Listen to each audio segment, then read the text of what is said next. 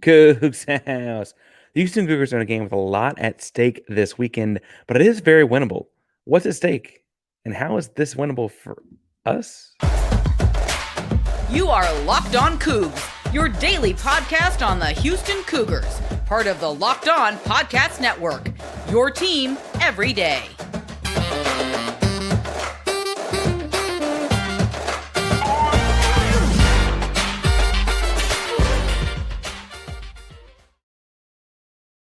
Welcome to Locked On Coogs, the daily podcast about your Houston Cougars. I'm your host, Houston-born teacher and coach, Parker Ainsworth, here to break down all things Cougs. If you're a U of H fan or just a hater who came to stop by, please be sure to subscribe down below. That way we can lay us on the Cougs in your newsfeed each and every day. We appreciate you making Locked On Cougs your first listen of the day. Welcome back to the YouTube channel. So it's so good to see you again. Hit subscribe. Get us to 1750, doing something every 250 subscribers. Like and comment to let us know you are in that contest. If after listening to this, you don't know what to say, tell us if Nightmare Before Christmas is a Halloween movie or a Christmas movie. It's a hotly debated topic. Again, teacher and coach in my classrooms. Now, I want to talk about a couple things. One, I want to talk about what is at stake this weekend as we look ahead. We're no longer arguing on the line about Houston's Oilers themed uniforms. We are no longer talking about Kansas State. We flushed that one down the drain early. We got to look forward to Baylor this weekend and what is at stake for Houston. Then we got to talk about a couple different places they can win this game specifically. For the rest of the week, Thursday, we're going to obviously talk to someone from Baylor, talk to folks over at Locked On Baylor for a little bit of recon on the Baylor Bears. And then on Friday, get the keys to victory and a send-off into the weekend with how Houston will win. Again, I'm telling you, by every Friday, I've always talked myself into a victory. I've been right 3 times this year. I guess one of them was actually on a Thursday, so not it. You get the drift. All right, so what's at stake for Houston this year with the Baylor game? First, I want to talk about just like the mentality of joining a new conference like Big 12. It's obviously a challenge. Joining Big 12 is going to be a challenge. It's a big step up in competition. These teams have had a lot more resources for 30 years to build other programs and develop their programs. It's not even necessarily just about like, one-on-one here, one-on-one there, et cetera. It's a 30-year head start on program building, right? And so much like TCU struggled when they first came in after having crazy success in the Mountain West, jumping in out of a group of 5 conference was always going to be challenging. It's proven, I think, more challenging than we even realized, but it was always going to be challenging, right? Thus far, Houston beat West Virginia. The Hail Mary, we all remember. We celebrated. We loved. Go back and check out the video. That was a fun post-game to do. BYU has beaten Texas Tech, and no other new Big 12 team has a win. There is no other win between a new Big 12 team and an incumbent one. So Houston, and trying to separate themselves from the other new folks, because that's at least teams you feel like you're on a level playing field with. Getting a second one would be huge. Huge, huge, huge. It would really show some distance, frankly, continue to put Houston on the map as far as like a team that can, with Big 12 resources, grow into the kind of program you and I both have high hopes and know that it can become. We think about Southwest Conference days or Peach Bowl days, undefeated days, those kinds of things that are not in the so far distant past, right? Getting to those kinds of things in the upper echelon of college football can be cemented if you continue to separate yourself from what the rest of the newbies are doing. For what it's worth, they also get this weekend to do it against Baylor, who in resume is barely better than any incumbent team. Baylor is currently 3-5 themselves. Just kidding, 3-6, if I'm counting right, themselves. And they've looked really bad in doing it. They've lost the last 4 games to end the last season and the first game to open the first 2 games open this season. And frankly, after that second game against Utah, even though it was a weird not called pass interference penalty at the end of that game, a lot of people are saying, is Dave Aranda, their head coach, on the hot seat? Dave Aranda and Dana Holgorsen are buddies from their old run, the old air raid days, the Mike Leach days, the Texas Tech days. Aranda was on those staffs and teams as well. But he was on the hot seat. Not that you can put Dana whatever seat you want to. But Aranda's on the hot seat because of the way that they finished last season, started this one. They, I guess, have picked up 3 wins to date And I don't know how cool that seat has gotten. They beat their first win of the season was the week 3 against Long Island University, an FCS school that I did not know played football until I was doing research for this week's game. Their other wins were they beat UCF. They beat Central Florida after being down 35-7 late in the third quarter. They opened up the fourth quarter the fourth quarter down 35-10 and came back and won that game 36-35. And that's not to diminish a win to win. I'd appreciate a lot of them coming Houston's way. But it also is a win that feels like from afar, from a distance, UCF, Central Florida really blew it, right? That was win number 2 for the Baylor Bears. Win number 3 was a win by a field goal against Cincinnati at their place. They were actually up by 10, gave up a touchdown with about 5 minutes left, and managed to keep Cincinnati out of the end zone. Cincinnati's going through their own changes. They not only changed into a bigger conference, they also changed coaches. But for what it's worth in all of that, someone told me I said for what it's worth too much there. I said it again. For what it's worth, third time. That's a game they win by a field goal. And you'll notice the teams that Baylor's beaten on their schedule are 2 new Big 12 teams that have far less resources than Baylor for the last 30 years, at least, and an FCS school, which obviously has far less resources than Baylor has had for the last 30 years, if not more. Right? Again, didn't even know Long Island University played football. So again, their resume does not read as far as wins and losses at the base level like the kind of team that Houston is out of their own league with by any stretch. Even though that it has been a Big 12 team for a long time. We've been over the Ann Richards thing before in previous episodes, but a Big 12 school for a long time, given that they're really not super impressive or difficult. That doesn't mean that they can't come out and beat Houston. We've seen Houston lose to teams they shouldn't lose to before. The other piece is, though, is that Houston is, and this is where I'll wrap this before talking about some of the matchups. Houston is 3-5. They need 3 wins to get a bowl berth. Unfortunately, it looks like not unfortunately, it'd be great to beat them. But Oklahoma State looks hot. Oklahoma State started the year poorly, lost to South Alabama, coached by Major Applewhite, the same South Alabama, and looked abysmal. Oklahoma State has gotten hot. We'll see more about what they look like in Bedlam over this weekend, right? But that's a game that's going to be tough, I think, at this point, right? You've got Cincinnati and Central Florida. I guess you got to go to Central Florida, but both of those games feel like, again, teams you're on the same playing field with. And so if you're on the same playing field, I feel like it's fairly comfortable calling them winnable. And so if you can win those 2 games, you're still one shy of a guaranteed bowl berth. Obviously, beating Baylor means that you can win both of those games that are the winnable games. Roll your dice hoping to win and get to 7 wins. That'd be great against Oklahoma State, somewhere in the middle there. But at the end of the day, if you can get to 6, get to the bowl game, that's a successful season. We heard Chris Pesman, the AD, call 6 wins a successful season at media days. You can go back check that out back at the time too. We also know that the benefits for a bowl game on a program are tremendous. You get a full month or 5 weeks more worth of practice before heading into your off season, right? You get the televised coverage of things like that for your program over the winter holiday while high school kids are at home, right? You get, frankly, kids like the swag bags. You can show off the swag bags, whatever your bowl game is. Adds a chance to compete, adds a chance, frankly, with the way that it doesn't impact the redshirt things, to get younger guys out there as well. A bunch of different things can be positive for your program when you start making bowl games. And making one this year may be imperative to continue to grow Houston's program in the future. Beating Baylor does a lot to get Houston to that point. Now, there's a couple matchups they got to win to get to that point as well.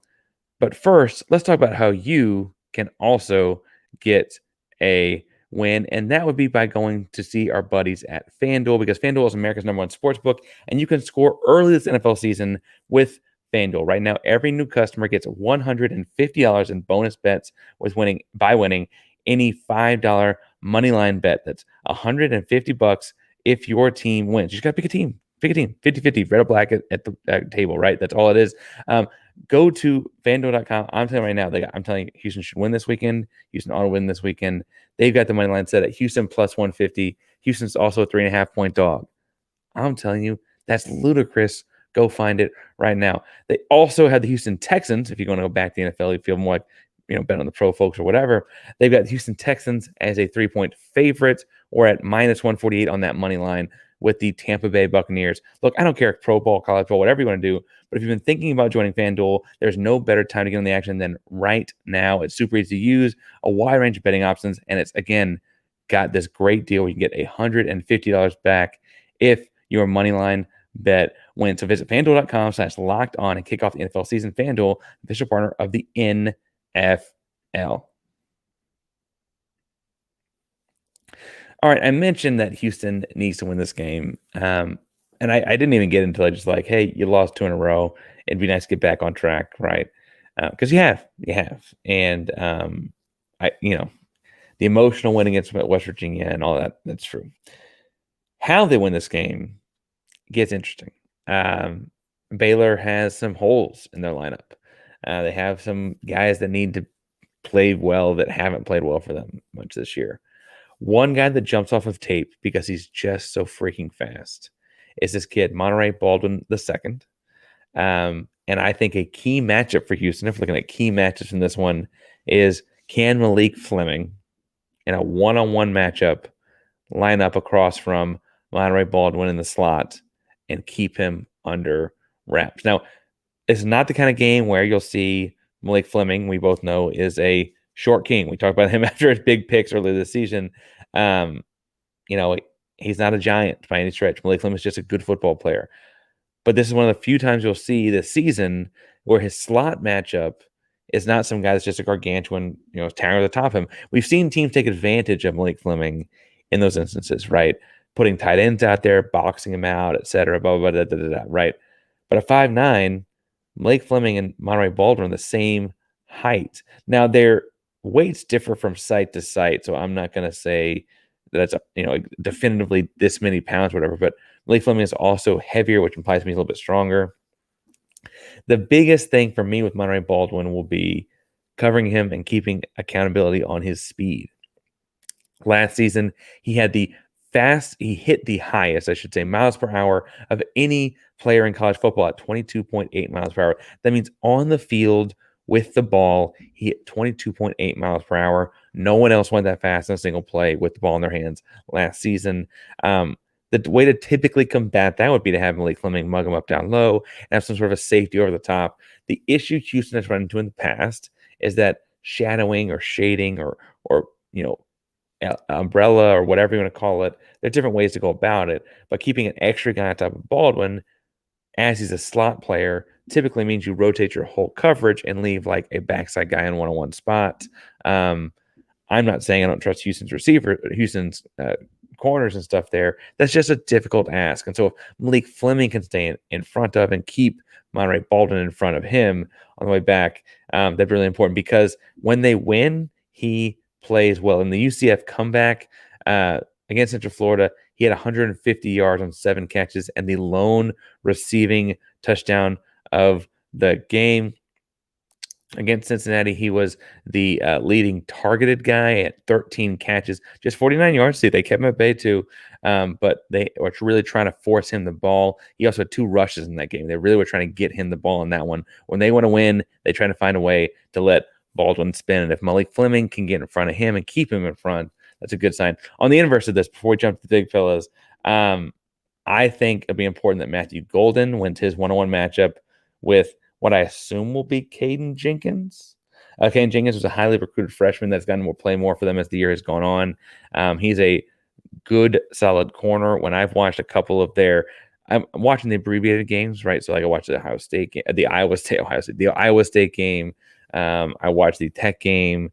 Tech is a common opponent too, so I remember watching that earlier and kind of know more about them. I thought Caden Jenkins jumped off the screen a little bit. I would imagine he draws the Golden matchup. Matthew Golden has had a disappointing year in a number of different areas, but touchdown catches has actually not been one of them.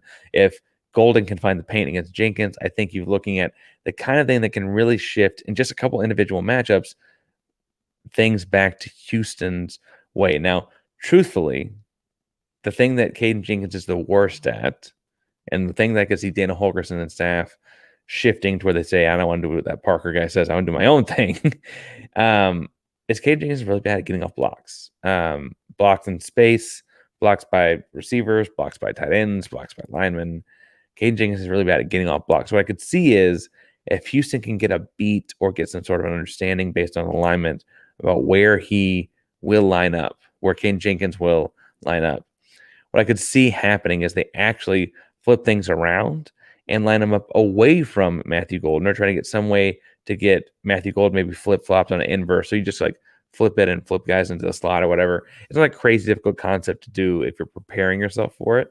But to maybe do something to get like Manjack blocking him on a screen pass, or as we saw Sam Brown do it so well against West Virginia.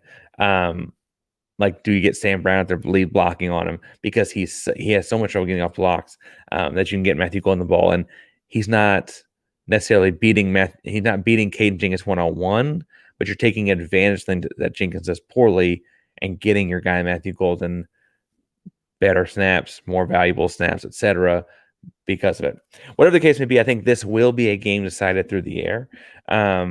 Now, Baylor has had trouble with running quarterbacks, and we do know what Donovan Smith can bring to the table. I've advocated all year long, even through my very own Twitter name at this point, to get Parker Jenkins the ball more. I think that's a vulnerability for this Baylor Bear defense.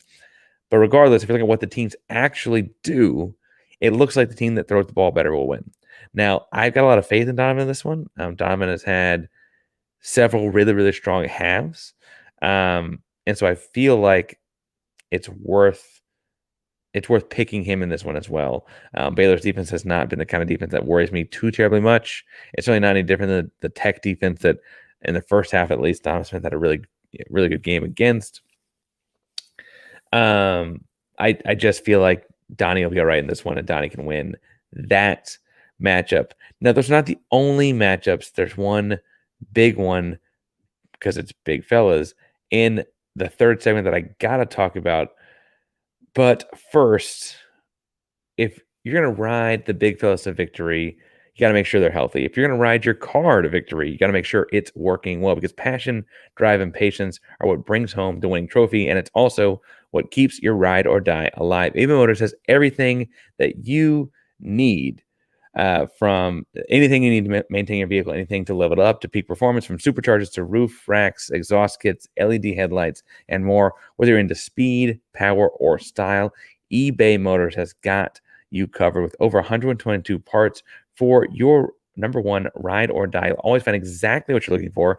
And with eBay Guaranteed Fit, your guaranteed fit is your part is guaranteed to fit every time, or your money back. Because with eBay Motors, you're burning rubber and not cash. With all the parts you need and the prices you want, it's easy to turn your car into the MVP and bring home that win. Keep your ride or die alive at ebaymotors.com. Eligible items only. Exclusions apply. eBay Guaranteed Fit is only available to U.S. customers. All right, so I mentioned that in this third and final segment, that I feel like the biggest thing, it could end up coming down to the big fellas. And I was trying to figure out exactly who plays where, because I watched, like I said, there's two abbreviated games, the Iowa State game and the Texas Tech game. And all they've done in those games is take out, specials or, the between plays and all that kind of stuff. It speeds things up a lot. But one thing that I thought was interesting was, in doing that, typically, and this is my own bias, but I like linemen, so I'm paying attention to what numbers on the line, and they move around a lot for Baylor. Like, they weren't the same in the Iowa State game as they were in the Tech game, as they were in the Cincinnati game, as they were in the Texas game. Guys are kind of shifting, and I think what's interesting there is something that actually could help Houston. And I'll get to that at the end of the segment, or the second half of the segment, but they, in doing that, don't have a lot of continuity. Their present tense right tackle played every snap of right tackle against Iowa State and Cincinnati, for what that's worth. In the first 6 games of the season, had played every snap he had on the field for at left guard. Tackle and guard are very different. That's weird. Campbell Barrington had played that right guard spot against Iowa State and Cincinnati, but he was the right tackle for 5 weeks this season. They actually started the first game against Texas State for Baylor at their left tackle spots. So tackles, I can see going back for tackle to tackle, but now he's playing guard. The center started weeks 8 and 9, had not really seen much starting action before because their current starting left guard was their highest ranked offensive lineman for all Pro Football Focus analytics and right place, right time kind of numbers, including pancake numbers and pass blocks and sacks given up. He was their best offensive lineman. He had been their center for 6 weeks and then started playing left guard the last two. And they got a giant that they had originally playing a couple weeks at right guard. He is a rotational left tackle at this point. They mix up the guys. The guys play a lot of different spots. And admittedly, I don't, knock on wood, I don't want anybody to be hurt. I hope that's not what's stemming this in my abbreviated watches. But what it does mean for Houston is, however they got there, Baylor is lacking serious continuity along the lines, right? They do not have like a bunch of snaps in the belt as a unit. Baylor tries to zone block. Baylor tries to do things in pass protection, all of which then involve some form of camaraderie and playing together. I know that sounds silly or mundane to people that might not have played a whole lot, but a lot of zone blocking, a lot of pass blocking and pass blocking schemes involve trusting that I have this gap or that guy because I know you've got that gap or this guy, right? The back and forth there is vital and important, and having a new face next to you every week can really shift how you are feeling about that relationship, right? If you are deucing with the center, the Mike linebacker, based on the cover, you see cover two because of where the safety lined up. So I got, deuce the Mike linebacker. What you're really saying there is that if the rush linebacker comes through the B gap or what have you, you let him go for the tackle to get, right? Or depending on the pass blocking or whatever. If you don't trust that guy, that's where you start seeing mistakes happening where a guard will come off of their thing the wrong time and let up a sack because they stopped blocking or something, right? I think for what it's worth, I said for what it's worth like 7 times now. You're right. The commenter that said that, you're right. I think that the interesting thing is both the 3-3-5, assuming that Nelson Caesar is healthy this week, because Dana Holgorsen was not too stressed about it going into, or actually after the Kansas State game, wasn't too stressed about the injury either. So assuming Caesar will be back and Agwegbu will be back, obviously because he has no injury that we know of. I say that because we had 2 injuries that we didn't know of going to last game, but whatever. Assuming they're both back and healthy, the 3-3-5 works. Assuming they're both back and healthy, the 4-2-5 works. I think in this game, based on what I've seen Baylor have trouble with, I'd actually stay with the odd front. Let Donna Waco work this young center. Keep people away from Campbell Barrington because he's probably their best guy, and why line up on top if you don't have to. And then also the 3-3-5 offers deception. They're always rushing 4, often rushing 5. It's just where are they coming from, the 3-3-5 look? Is it a Agwegbu this time? Is it Caesar this time? Is it are they sending Fleming off of the corner? What are they doing? Right, that's the fun part Doug Bell gets to do in 3-3-5. If that's the case, I think that's a better way to take advantage of a line that has not played a lot together, right? Because that trust issue I mentioned earlier will come into play as you're breaking down in the course of 2.5 seconds who's coming from where, right? I think that's really important. I think Houston can really, really dominate that matchup up front. The Baylor defense front we'll talk some more about with Locked On Bears tomorrow. But I do think it's interesting that in looking at this, it's not the same as Kansas State. It's not the same as TCU. They're big. They're strong. It's just not quite the same. If you got a matchup you want to hear broken down. If you got a matchup you want to hear me break down. If you got a matchup you want to hear broken down, or if you think I'm horribly far off on any of these, or if you want to talk more about the Cougars and their light blue uniforms. Tell me in the comments down below what you think. Thank you all so much for tuning in today and listening to Locked On Coogs and making Locked On Coogs your first listen of the day. Locked On Coogs is a proud member of Locked On Podcast Network, and that means your team every day. Go Cougs.